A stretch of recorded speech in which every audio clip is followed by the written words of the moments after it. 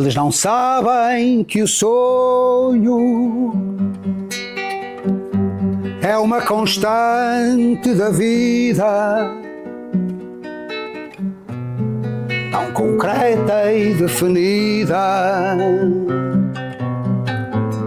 como outra coisa qualquer. Como esta pedra cinzenta em que me sento e descanso, como este ribeiro manso em serenos sobressaltos, como estes pinheiros altos que em verde e ouro se agitam, como estas aves que gritam em bebedeiras de azul. Eles não sabem que o sonho é vida, é espuma, é fermento, bichinho alec e sedento de fosse. Bem-vindos à TV Senhor da Hora, a rubrica Falar de Matosinhos, pessoas em destaque. O convidado de hoje, Álvaro Vilaverde. Há nomes que não precisam de encher estádios ou acumular milhões de audições para deixar uma marca na nossa comunidade. São os artesãos da música de proximidade, aqueles que guardam na memória das suas guitarras a história de um povo, de uma luta, de uma terra. É um dos nomes incontornáveis da Senhora da Hora e Matosinhos. Ligado umbilicalmente à música, de intervenção, foi a voz e a melodia em momentos marcantes da nossa história local, como as comemorações dos 40 anos de 25 de Abril, na União de Freguesias. Mas logo o seu legado vai mais longe. Em 1990, gravou em nome próprio o mítico LP Cangosta, uma obra em vinil, hoje considerada uma verdadeira raridade de colecionador. É verdade. Nascida numa época em que fazer música era um ato de pura coragem e resistência cultural. Num mundo cada vez mais acelerado e digital, fomos ao encontro de uma viagem no tempo. Falamos sobre ruelas que inspiram os seus acordes e desafios na edição independente nos anos 90. Uma conversa franca e de olhos postos no passado, mas com o coração ainda firme nos valores da liberdade. Muito obrigado, bem. Álvaro, por aceitar o convite e pela sua presença. Obrigado pelo convite também. É um gosto mesmo estar aqui com o Álvaro. Boa. Recíproco. E isso é que É. apesar da idade distante, somos da mesma terra. Nós somos quase da mesma idade. Não é? As Eu é que pessoas... sou quase da idade de Álvaro. Eu sou mais velho, nem era. Por isso, Álvaro, eu vou fazer aqui umas questões. Sim. Todo o nosso interesse, e para quem não conhece a história. Mas esteja à vontade. Como é que a música entrou na sua vida e de que forma a Senhora da Hora e a realidade de Matosinhos influenciaram no seu crescimento? Eu sei que começou lá fora, mas... Na realidade, há pouco estávamos aqui em conversa, aqui antes da gravação do programa, estávamos aqui a falar de alguns personagens da Senhora da Hora e de vivências na Senhora da Hora. As pessoas que me conhecem sabem que eu sou um falso senhorense, porque eu vim para a Senhora da Hora, tinha 1 ano de idade. Na realidade eu sou um minhoto, eu nasci em Vila Verde, Braga. Eu tinha 7, 8 anos, por aí. E frequentava a escola ao pé do antigo posto da GNR. O meu professor, que falávamos há pouco dele, era o Luís Reina. Então o Luís Reina, grande professor, tenho grande memória desse professor, sempre me dei bem com a família toda, do professor Luís Reina. O professor Luís Reina, ao sábado de manhã, tinha como objetivo, já nessa altura, ele era um bocado para a frentex, e ele punha os miúdos a fazer um bocado de atividade física, que era o único dia em que ele propunha essa atividade, e chamava-lhe ele cântico coral. Então a malta ia para lá e tal, e então ele dizia sempre, pá, cantas uma cantiga depois sozinho, e a minha mulher que está ali na feira depois traz-te uma banana. Eu disse-lhe que gostava de bananas, ela... Portanto, na realidade, eu comecei a cantar na escola primária, E os meus alunos, que há aí alguns na Cerdora, porque eu estou aqui e há muitos que também estão, há um ou outro que pode ter partido prematuramente, lembram-se do tempo e diziam-me mais tarde: vamos ver, e quando tu cantavas, Correia puxava e tal, tu ias lá para o quadro, pegavas na esponja. Que era Portanto, eu comecei a cantar desde muito miudito. Eu ainda era uma criança pequenita e escondia-me num sítio qualquer e punha-me a cantar, e as pessoas estavam no pátio, ali na Rua do Senhor, ouviam: ei, o rapaz está a cantar e tal. Portanto, a música é uma coisa que sempre esteve ligada a mim. Depois do 25 de Abril, logo a seguir ao 25 de Abril, eu comecei a frequentar a Associação de Pais da Cerdora. E aí comecei a cantar para público. Cantava nos intervalos do cinema, fazia-se lá sessões de cinema, eu cantava nos intervalos. Uma presidente na altura, a Dona Adélia, que teve um papel relevante, e depois ali os jovens ali a comunicar, a criar. Havia uma célula de teatro, havia uma outra das cantigas, havia uma outra de jograis, faziam-se ali espetáculos de crianças para crianças. E eu primeiro fui acompanhado por outros jovens e depois começava a olhar e via os tipos lá: pá, o que é que ele está ali e tal, e punha-me a ver e tal, lá arranjei a muito custo. O meu irmão mais velho é responsável também porque me ajudou a comprar a primeira guitarra. E lá fui eu comprar uma guitarra e comecei a ver os outros a fazer e a começar a querer fazer como os outros. Comecei a tocar e a cantar. Portanto, eu em 77, eu já não estou neste momento 77 ou 78, eu participei numa coisa na Cooperativa Árvore, que foi uma coisa que se fez, o primeiro festival das cantigas de intervenção. E eu fui lá e cantei uma cantiga. Fui puxado por outros: vai lá e tal, e fui lá, cantei uma cantiga, lembro-me bem qual foi. E já agora qual foi? Vou guardá-la, vou guardar essa identidade. Sim, senhora. Porque precisamente vinha no caminho, o Vasco desafiou-me para cantar uma cantiga e eu disse: vai ser mesmo aquela. E portanto comecei por aí, tal. Depois mais tarde, outra pessoa que o Vasco conhece, o Vasco Carvalho conhece, que foi o Manel Faria.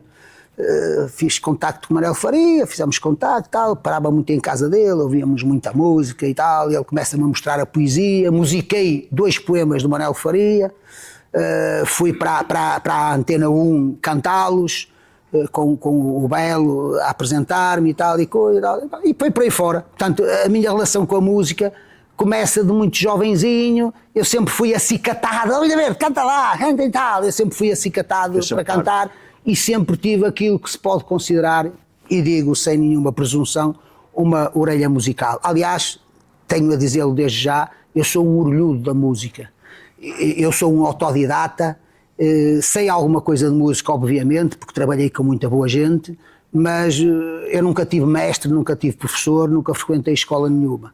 E ainda hoje eu toco essencialmente, eu componho de ouvido, de violão e tal, eu não raramente, quando muito, pego numa coisita só para decifrar o que lá está, mas eu não trabalho com partituras. Autodidata com qualidade.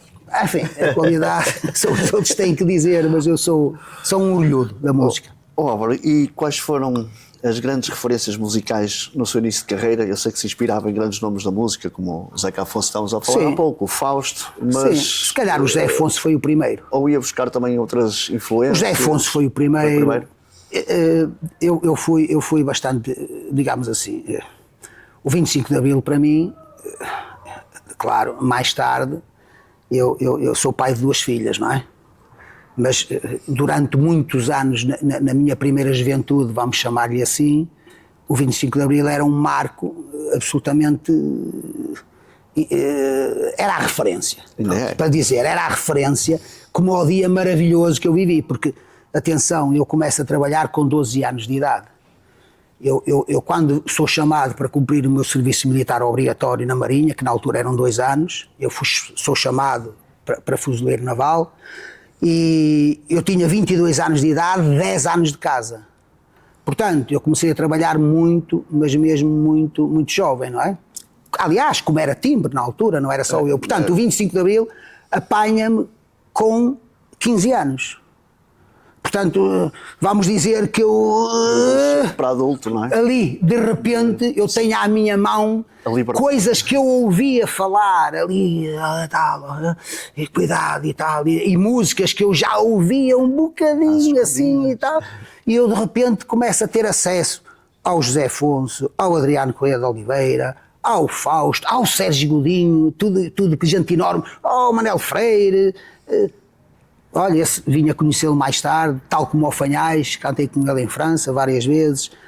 Portanto, esses todos me influenciaram, mas o principal foi mesmo o José Afonso, tanto mais que o José Afonso tinha uma particularidade.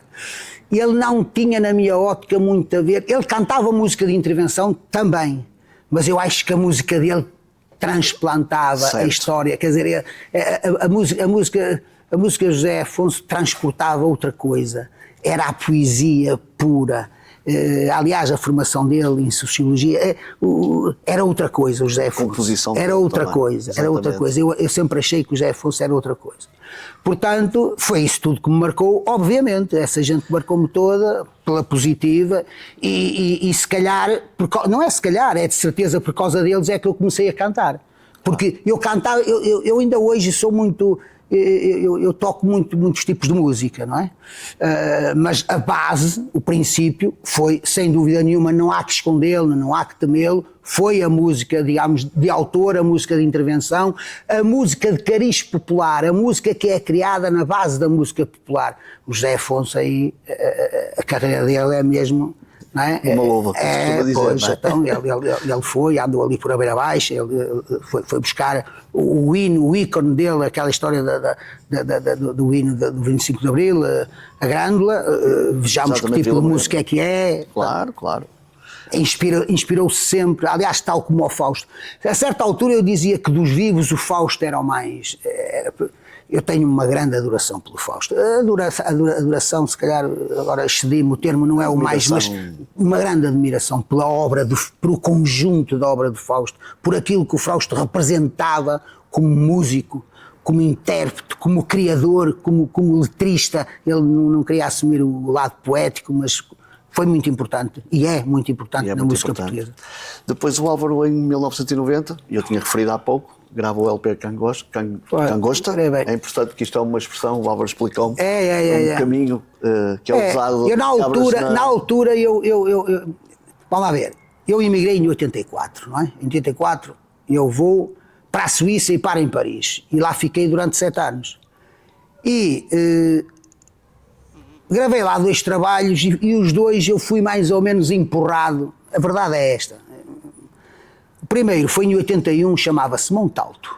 Que é o tal que só está editado em França. É. E depois fiz umas coisas, participei em 2 discos do Arlindo de Carvalho, depois entrei numa coletânea de cantores em França e depois foi o CCPF, o Conselho da Comunidade Portuguesa em França, que a certa altura e tal, era a altura de se gravar e tal. Então pronto, assim foi. Em 90 eu gravo esse disco e na altura eu pensei, que título é que lhe vou dar? E ocorreu-me, cangosto é um termo, eu lembro-me de ser miúdo e de ir a Vila Verde e tal, olha, o fulano e tal, vai ali por a cangosta era um caminho, aliás no dicionário tem qualquer coisa tipo, caminho estreito, mais ou menos declivoso, tem assim uma coisa, é um caminho de cabras na realidade, é uma coisa tal, com um murete de cada lado, aqueles muretes de pedrinhas e tal, para ir ali, o gado vai ali beber água ali ao rio, portanto por a cangosta, e eu pensei assim, também se chega a um sítio pela cangosta. A cangosta também leva a algum lado. E então dei-lhe aquele título, sabia que, e na altura, as pessoas pensaram quem gosta, cangosta, as pessoas não entenderam o que era aquilo. Sim. Não interessa, até o título do disco tinha que ser... Agora associo a capa do álbum. Porque tem aquele caminho. Exatamente. Foi uma fotografia que foi feita aqui no antigo Monte Caulino. Foi o melhor que se arranjou. Foi o melhor possível. Mas se o Álvaro tivesse que escolher uma música desse álbum que melhor define a sua identidade musical, qual é que seria essa música? Do Cangosta? Sim, exatamente. Tem lá 2 ou 3 temas que têm a ver comigo muito, mas o tema que eu diria, até porque é autobiográfico, é o Madrugadas. há um tema lá que se chama Madrugadas. Sim, sim. E esse tema, se calhar, é o tema que mais, digamos, que mais me toca no sentido de como é que aquilo foi, concebido, parido. Foi preciso regressar ao passado para fazer aquilo. E a certa altura há lá um momento da música que não tem letra e é propositada. Porque eu trato a madrugada em 4 versões. Uma madrugada em que era uma criança e tinha medo da madrugada. Uma madrugada que foi de descoberta, de vivência. Uma madrugada que a seguir foi chaga. Uma madrugada que não foi muito boa. E depois a madrugada dos amigos que se voltam a juntar e a recordar os seus feitos. Portanto, são 4 versões da madrugada e pronto, é se calhar a cantiga que eu escolheria como mais importante daquele disco. E mais significado. Exato, que tem mais significado. O Álvaro participou ativamente nas comemorações dos 40 anos de 25 de Abril, na Senhora da Hora. Para si, o que significa ser um músico de intervenção em pleno século XXI? Ainda acha que a canção é uma arma? Claro, aliás, há aí grandes compositores, intérpretes na música portuguesa, há aí muita juventude com uma qualidade absolutamente insuspeita e que fazem isso mesmo, fazem música de intervenção, porque vamos lá ver, eu nunca cantei, tirando, eu tenho um trabalho importante, há que dizê-lo, que foi uma coisa que eu aqui há 11, 12 anos, eu integrei, fui um dos fundadores de um grupo de jograis, um grupo que concilia a poesia com a música. E nós, nesse contexto, fizemos 8 produções. E essas produções é para falar de coisas específicas. E aí eu cantei música de intervenção pura e dura. Aí, nesse contexto. Em espetáculos em meu nome, eu nunca subi a um palco para cantar música pura e dura. Ou seja, eu nunca vi a música de intervenção como aquele veículo do abaixo aquele e viva aquele e tal. Eu nunca vi a música assim.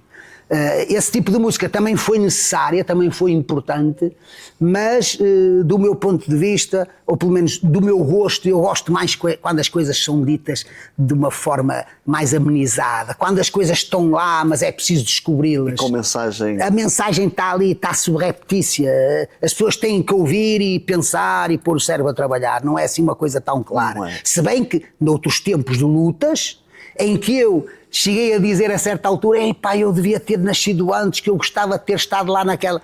Pronto, mas não calhou assim, mas aí eu compreendo que as cantigas chegavam ali a uns operários que estavam numa greve e era preciso cantar aquilo e era preciso chamar os bois pelos nomes. Exatamente. Eu não vivi essa época. Mas, por exemplo, onde hoje é a Câmara Municipal de Matosinhos, eu tinha 19 anos, não tinha ainda 20 anos, tenho uma fotografia que guardo com muito carinho, que estou lá num comício de uma força política a cantar em frente àquele edifício daquele, que hoje é a Biblioteca Florabella Espanca.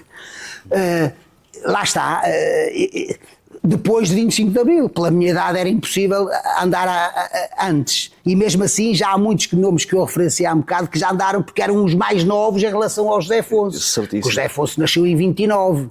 O José Afonso teria agora 97 anos. Já quase a Ora que um homem como o maravilhoso, grande artista Fausto, faleceu com 70 e tal, aqui há 2 anos. Não é? Eles eram muito mais novos, o Zeca Afonso era uma espécie ali de um pai daquela malta toda. Um mentor, digamos assim. Portanto, há espaço, claro, para a música de intervenção e ela está aí. Eu podia dar vários exemplos. Pronto, mesmo até miúdas, já não aí jovens agora, olha, por exemplo, a Luísa Sobral, por exemplo, só para dar assim um nome, mas eu não queria fulanizar, mas claro. Há vários nomes aí, o irmão dela, isso é genial. Portanto, há aí coisas aí muito boas e que, sim, provam que a música de intervenção está viva e é necessária. Agora, poderá não ser uma música para confrontar, já não é o tipo de coisa que agora se faz, que seja até necessário. Mas é música que tem mensagem. Aliás, eu tenho que lhe dizer, eu só sou adepto dessa música. Portanto, eu não sou capaz de ouvir uma coisa só porque soa bem, tem que ter mensagem. só se for uma música que é instrumental, Claro, é possível. claro. Agora, estamos a falar de cantigas, e em cantigas ela tem que ter uma mensagem, se não tiver, não vejo qual o interesse. E há outra coisa também, é que, embora respeite, como é evidente, os gostos de cada um, mas sempre gostei de ir ver espetáculos onde não há assim muitos artifícios.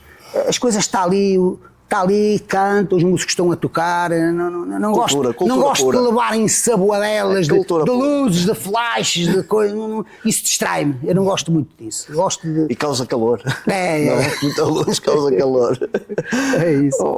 O álbum, hoje em dia, o álbum Cangosta, que é uma raridade, como lhe referi ao início, eu reparei, chamaram-me a atenção que está aí em alguns sites e tal. Sim, mas é uma raridade eu próprio foi gravado em vinil. mas eu próprio vi que está aí nos sites, tipo, está aqui uma coisa rara, que é um tipo e tal. E a minha questão é mesmo essa, ou seja, não é a questão de manter a sua obra restrita, ou foi intencional isso ser físico, porque não, agora com plataformas digitais nunca pensou em... Eu há muitos anos que eu tenho para mim, há mais de 20 anos, que quando, tu depois não gravaste mais nada, eu digo, não, nem tenho interesse nenhum. A verdade é esta. Portanto, eu tenho um percurso como cantor e como músico, mas eu nunca me liguei a nada de especial. Eu tenho o privilégio de ir cantar 2 vezes à Festa do Avante, de cantar na Festa da Humanité em França, jornal do Partido Comunista francês. Eu tenho a sorte de ter cantado em salas como o Café de la Danse em Paris, como o Mandapá, Palácio de Congressos na Nanterre. Eu andei por alguns sítios, eu fiz umas coisas, não é? Por aí, mas digamos que eu nunca tive aquela coisa de procurar o tal lugar ao sol, tal. É uma carreira, pronto, é uma carreira. E nesta altura está uma carreira que isto praticamente está em ponto morto, porque porque ainda ontem dizia a um amigo meu que eu já não estou à procura de nada, já não, quer dizer, eu sou muito seletivo agora naquilo que e acima de tudo divertir-se. Um convitezinho para ir ali, lá, ok, lá vejo e tal, mas já não tenho o fulgor que tinha. Eu ainda há um bocado estava aqui a dizer de brincadeira e dei o exemplo, claro que sem querer estabelecer nenhuma comparação, dei o exemplo do Eusébio e da Amália. Eu acho que quando a pessoa sente que está a perder qualidades, que está, pronto, deve dizer assim, ok, agora posso fazer uma perninha de vez em quando, mas deve saber afastar-se. Pronto.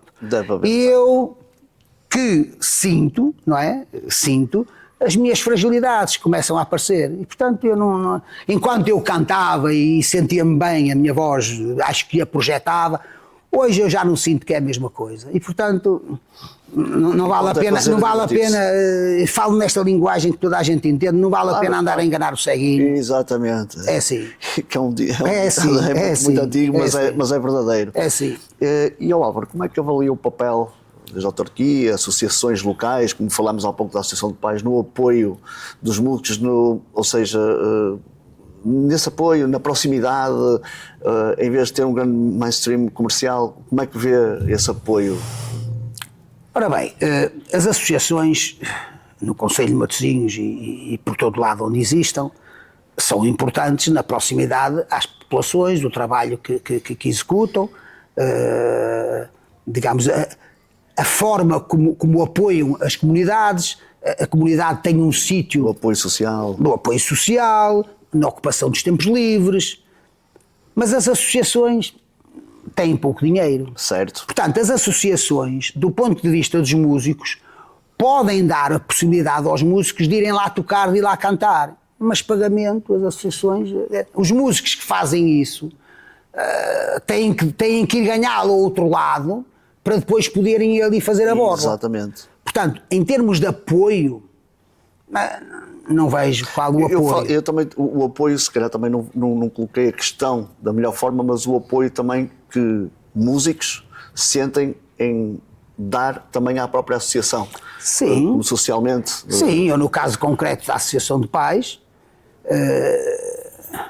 eu sempre que posso correspondo, não tanto como eles gostariam, nomeadamente o meu amigo Carlos Cerqueira, não tanto como ele gostaria, mas dentro do possível e dentro do saudável. Exatamente. Porque eu também não quero estar a ir cantar a um sítio que daqui a pouco faço parte dos móveis. Eu não estou interessado nisso. Claro.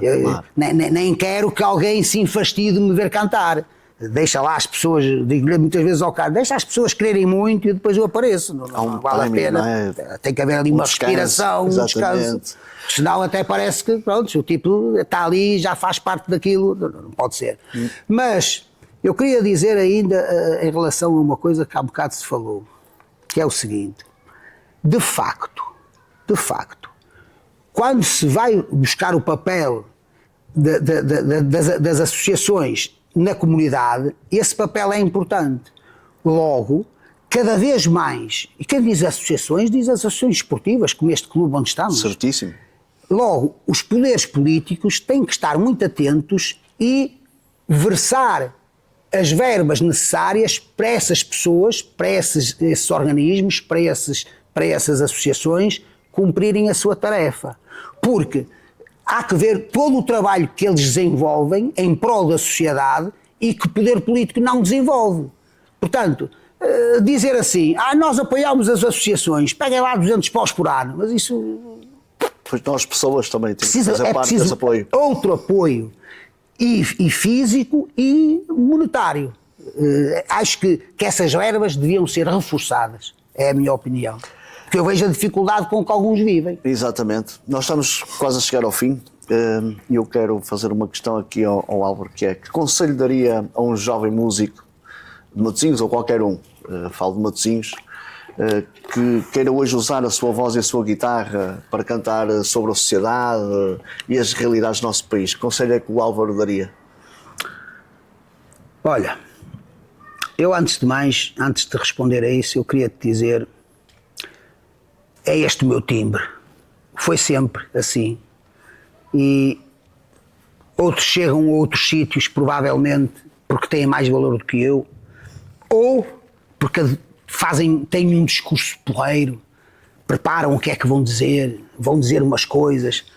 Olha, eu estive aqui a falar contigo, isto há de ir para o ar, mas faz de conta que não estava ali nada. Eu estou aqui a falar como falo todos os dias com todas as pessoas. Estamos a ter uma conversa. Com todas as pessoas, porque eu não venho com nada preparado. Perguntasses-me tu agora o que podias perguntar, o que quisesses, e eu ia-te responder sem nenhum estudo prévio. Aliás, tu não me disseste, estas entrevistas geralmente, olha, vou-lhe perguntar isto, e o tipo prepara-se. Ora bem, ele vai-me perguntar, eu vou, o que é que eu acho da guerra da Palestina? Ora, deixa-me cá preparar um discurso. Nada disso. Nada disso. Eu vim aqui... O tema é música. E pronto, final. Música e carreira. Não, mas mesmo na música eu podia vir preparado. Sim, claro. Não dá.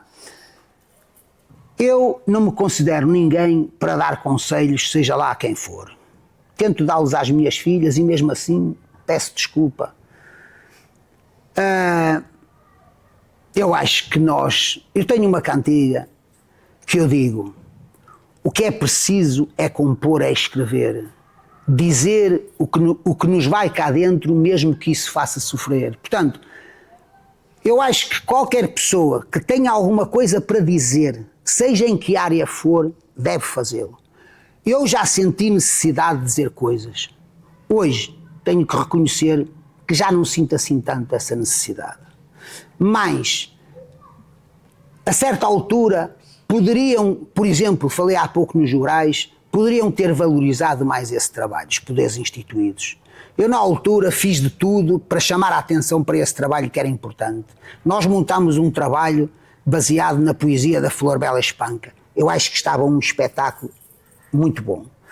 Estreámos esse espetáculo na Casa das Artes, ali à Boa Vista, e na altura eu chamei bem a atenção, e parece que os poderes instituídos, estou a falar, quando eu falo dos poderes instituídos, percebe-se quem claro. É que eu quero dizer, porque não vale a pena também estar a acicatar nada, mas dá-me a ideia de que as pessoas continuam a querer as febras e o bailarico. Isso é importante, eu também gosto disso, mas há que olhar também para o resto, porque senão andam aí uns caramelos, tipo, depois fazem FMIs, estou-me a lembrar do José Mário Branco, não é? E depois gravam assim esses discos, não é? Porque depois há uma revolta, mas eu estou aqui a pregar para quem? está a ver? Certo. E esse grupo que eu integrei, eu, o Onofre Varela, o Jorge Carvalho, a Fátima Moraes, a Teresa Carrapatoso, para não me esquecer de ninguém, principalmente o Varela e eu, que éramos os criativos, andámos aqui uma boa dúzia de anos a dar o corpo ao manifesto. Pá. E tivemos a sorte de ter uma pessoa que era um autarca, que agora abandonou, que nos encomendava espetáculos, mas os outros ao lado não acompanharam. Portanto, quando se quer dizer alguma coisa, portanto, ainda estou no conselho aos jovens, que é, lutem, se tem alguma coisa nas tripas, lutem para apresentar, porque vai haver muito quem queira fazer dele uma marionete, não é? Eu estou-me a lembrar, por exemplo, que quando eu cheguei em Lisboa com o meu disco debaixo do braço, depois daqueles 7 anos em França, em 91, houve um tipo que disse assim, esse disco, você tem... Porque, olha, a primeira coisa que devia de fazer era fazer uma remodelação, cortar o bigode, vestir uma roupa mais, isto agora, você veste-se assim muito simples, e o bigode... Eu olhei para ele e disse-lhe assim, eu posso dizer, mas não digo, era um grande ator desta praça, que gostava muito de mim e que até me ajudou. Na altura arranjou-me uns espetáculos ali para a Baixa da Banheira, ali para Corroios, e eu disse-lhe, fulano, este sou eu, não vale a pena. Ninguém vai agora pôr-me aí a pôr um tal e coisa, às tantas fazer para aí um trajeito. Não, eu sou este assim e ponto final.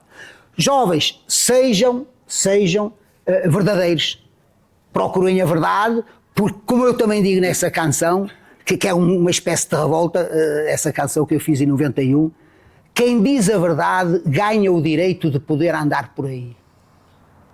Quem diz a verdade ganha o direito de poder andar por aí, por o mundo. Pronto. Álvaro, nós estamos a chegar ao fim desta fabulosa entrevista. Obrigado. Em nome da TV Senhora da Hora e desta rubrica Falar de Matosinhos, Pessoas em Destaque, hoje o Álvaro. Obrigado. O pedido e com que vamos ficar é com uma musiquinha, por favor. Ficamos agora com o Álvaro Vilaverde. E vamos cantar aqui. Falámos ao início. Vamos cantar aqui, isto está aqui só para o aconchego. Para orientar. Quando eu fui cantar nesse festival de música de intervenção, das cantigas de intervenção na Cooperativa Árvore, eu fui cantar uma cantiga que na altura me tocava profundamente, de um poeta extraordinário, que eu hoje canto vários poemas dele, musiquei 2 ou 3 poemas dele, ainda na minha juventude, que é um poeta extraordinário, que é o António Gedeão. E esta cantiga toda a gente conhece, foi uma das primeiras cantigas que eu comecei a cantar mais a sério. A Pedra Filosofal.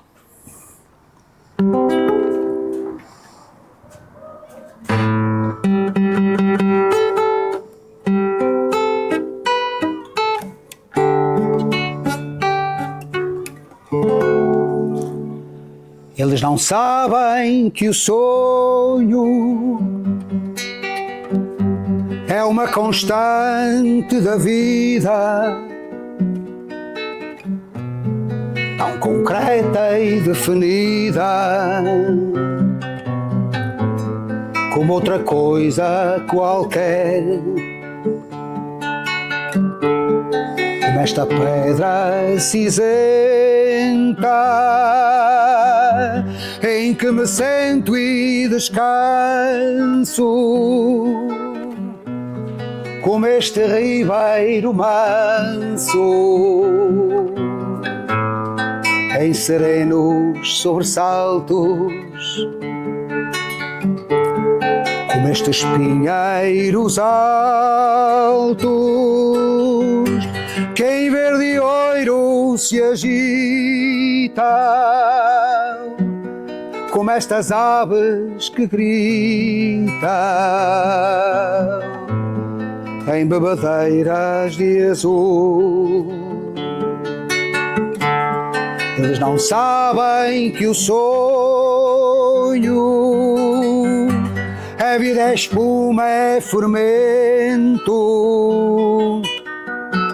bichinho alto e sedento de focinho pontiagudo, que fossa através de tudo,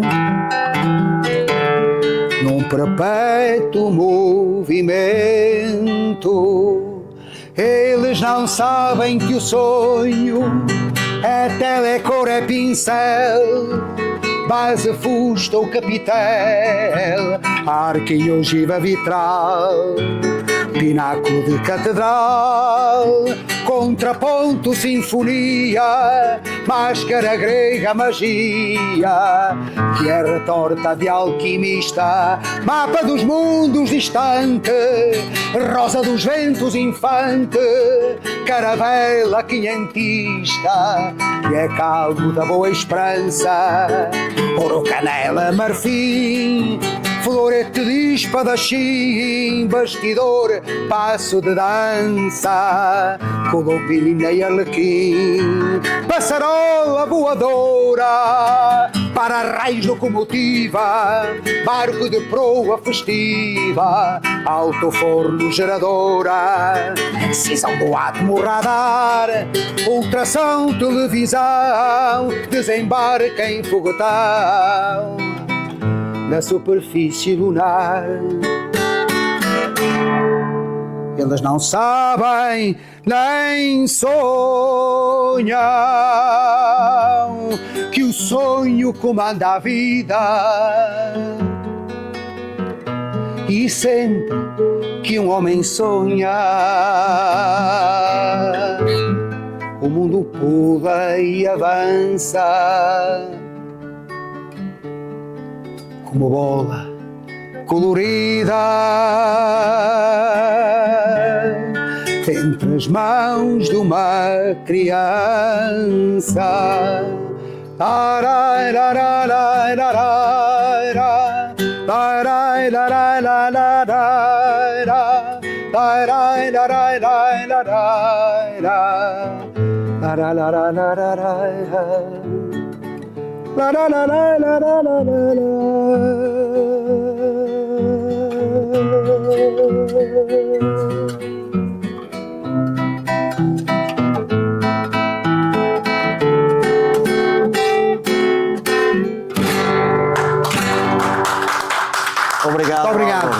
Obrigado. Obrigado, Raul. Foi um prazer. Tudo bom. Obrigado.